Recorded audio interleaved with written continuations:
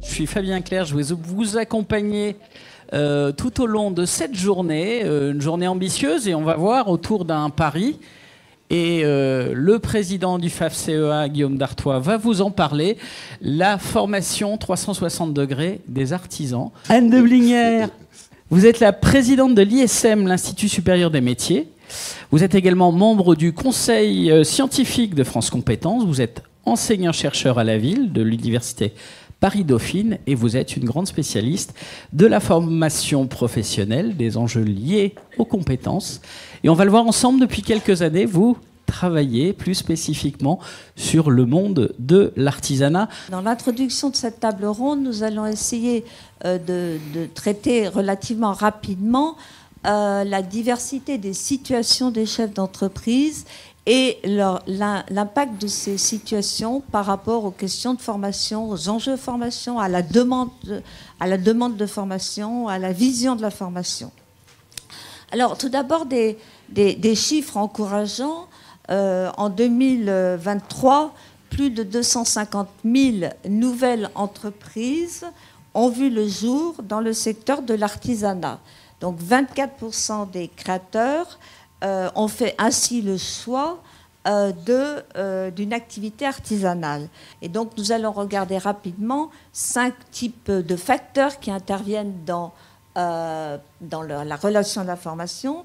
L'entreprise est-elle employeur ou pas employeur? Le statut du dirigeant, le niveau d'études, la taille de l'entreprise et aussi la situation économique, bien évidemment, de l'entreprise.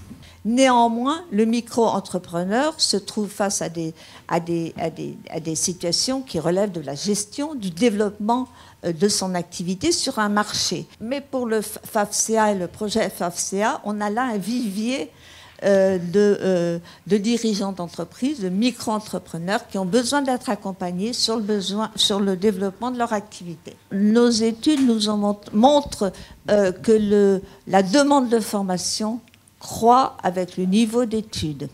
On assiste à une sorte de décentration de la formation technique et métier vers une demande de formation plus en termes de développement, en termes de gestion. La cause immédiate de ces défaillances n'est pas liée à l'absence de compétences transversales, elle est liée à la perte d'un marché, à une réduction d'activité, à une augmentation des marges, à des coûts d'énergie, on en a beaucoup parlé. Mais néanmoins, la cause indirecte ou le facteur indirect, c'est une difficulté de l'artisan à anticiper. Et donc là encore, on a un vivier potentiel pour les formations du parcours individualisé en termes d'accompagnement, à anticiper, à trouver des solutions à des problèmes, à avoir une réflexion stratégique. Le dispositif individualisé nous accompagne vers une conception différente de la compétence professionnelle. Il contribue à la reconnaissance de la compétence du dirigeant dans l'ensemble de ses composantes techniques et transversales.